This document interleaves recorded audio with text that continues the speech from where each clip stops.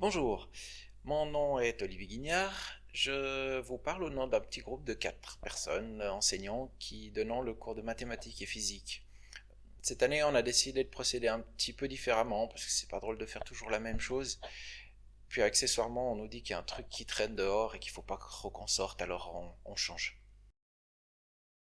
L'option maths physique, qu'on appelle entre nous les MEP, vise à développer des compétences dans 4 directions principales.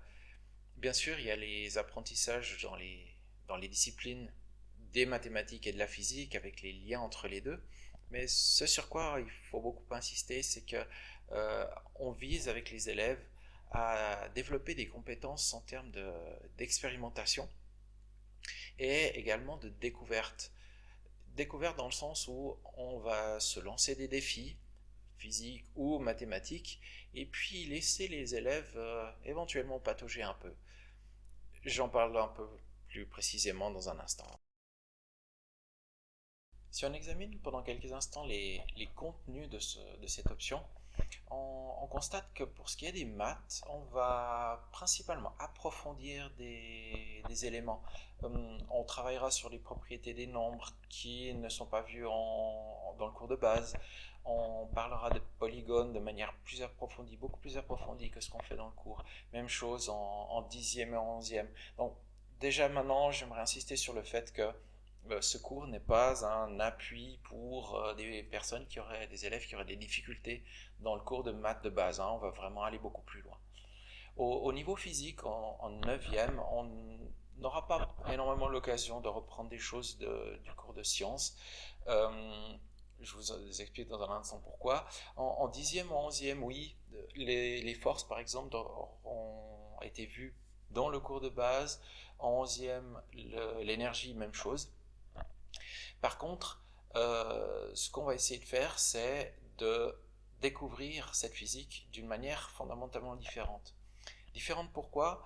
Parce que dans le cours de sciences, on continue un petit peu une exploration, découverte de phénomènes, principalement sur un plan descriptif. On essaie de soigner la manière de réaliser des expériences, de les décrire.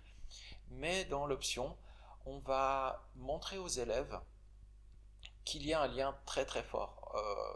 Évidemment, c'est la force des sciences aujourd'hui, entre les maths et la physique. C'est grâce aux mathématiques que les sciences ont une puissance de description et aujourd'hui une puissance prédictive qui est vraiment très très intéressante.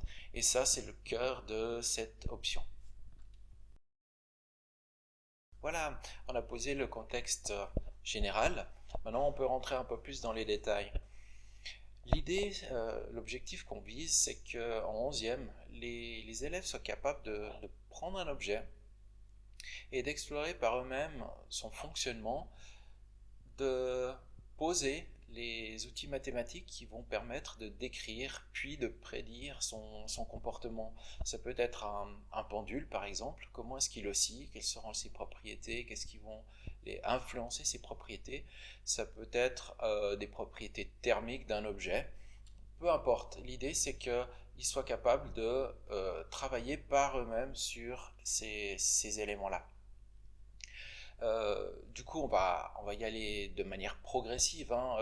Les maths vont nous servir au départ pour justement avoir des outils où la manipulation est limitée.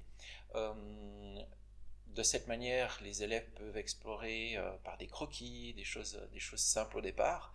On introduira progressivement des TP et au cours des années, on ira vers des situations un peu plus complexes.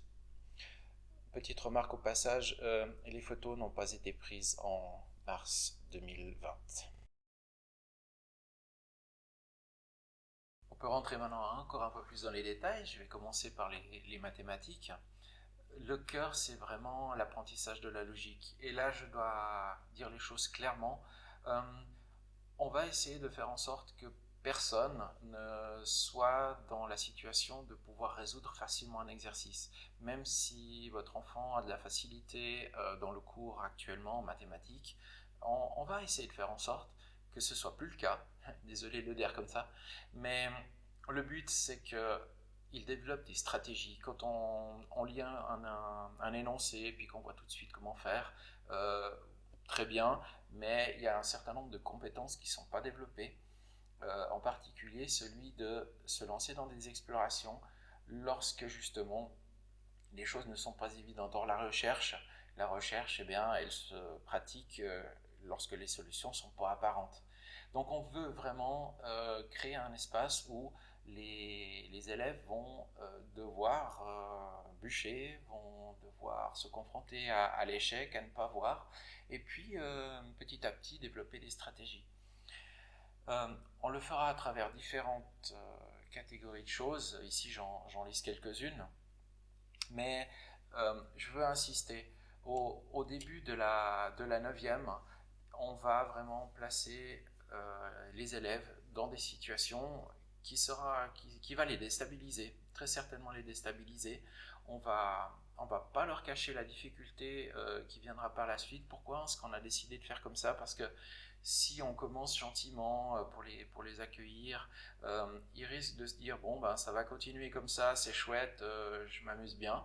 Euh, Malheureusement, on retrouve du coup des élèves qui ne s'accrochent pas assez et qui vont se retrouver bloqués dans un dispositif pendant 2-3 ans. Et ça, c'est quelque chose qu'on veut éviter.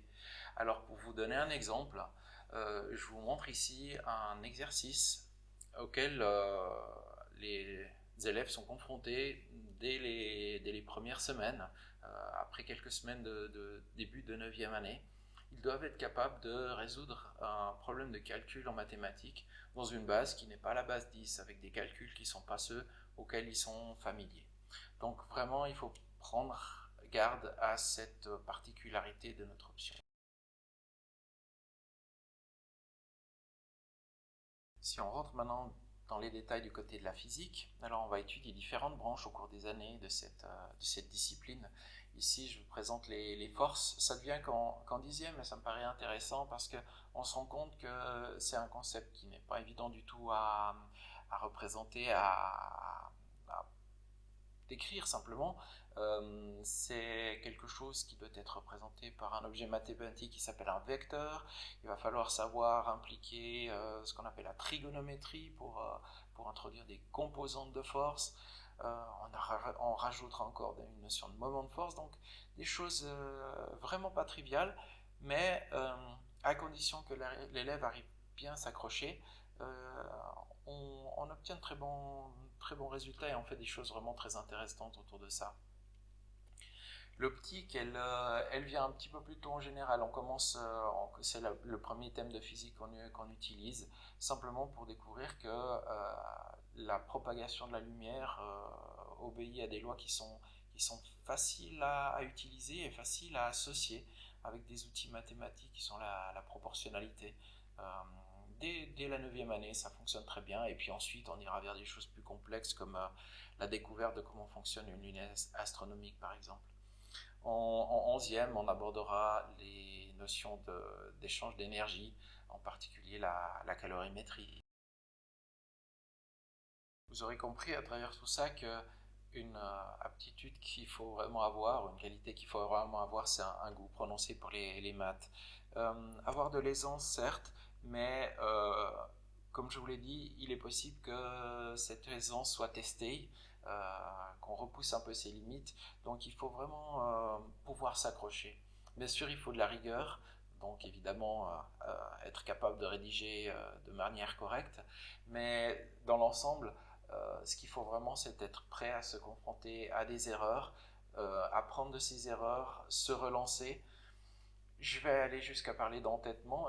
J'ai des élèves qui ont eu beaucoup de difficultés au départ, qui ont pris des très mauvais départs, mais qui, à force d'entêtement, justement, ont réussi à raccrocher, à obtenir un bon niveau. Et je crois que vraiment, grâce à ce cours, ils ont énormément pu progresser dans ce domaine. J'arrive pratiquement au bout de cette présentation.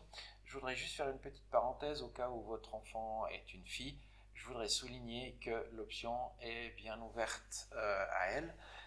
On sait la difficulté qu'il y a pour les carrières scientifiques pour les filles. Ce graphique, si vous arrivez à le voir, montre à quel point dès qu'une option, dès qu'une une discipline est orientée vers des sciences qu'on appelle dures, désolé pour le terme, mais voilà, la proportion de filles tombe de manière assez dramatique. Donc c'est une préoccupation pour nous. Actuellement, on a un bon pourcentage, on a une bonne parité, et franchement, les filles ne s'en sortent pas mal du tout, bien au contraire. Donc bienvenue à toutes les demoiselles qui voudraient nous rejoindre. Voilà, une dernière diapo, contrairement à ce que la numérotation laisse penser. Pour rappeler un petit peu des principes, l'option n'est pas un appui, faites attention, il faut vraiment apprécier les maths, avoir envie de les appliquer dans plusieurs branches pour se lancer dans cette option. Si l'enfant commence en VP, il aura 2 mois pour tester si vraiment ça lui convient. Donc ça c'est clair qu'il ne faut pas hésiter à commencer avec nous, voir un petit peu comment ça se traduit. Les élèves qui démarraient le collège en VG auront plus de temps à n'importe quel moment en 9e. Ils peuvent décider de laisser tomber, évidemment. Plus c'est fait tôt, mieux c'est. Si l'élève se rend compte que non, ça ne correspond pas à ce qu'il attendait. Euh, pour remettre une couche, la réalité, c'est la chose suivante. L'option est au premier groupe. Si on a de la difficulté en maths, on a de la difficulté dans le cours de mathématiques et dans l'option, c'est pas une bonne idée d'avoir cette situation dans le premier groupe. Voilà, ça j'ai bien tapé sur le clou. Maintenant, j'aimerais quand même insister, euh, à condition d'avoir cette envie, à condition d'être prêt à être confronté à quelques difficultés. Franchement, ensuite, on peut bien s'amuser, on peut découvrir plein de choses et il y a plein de compétences qui sont développées dans notre option.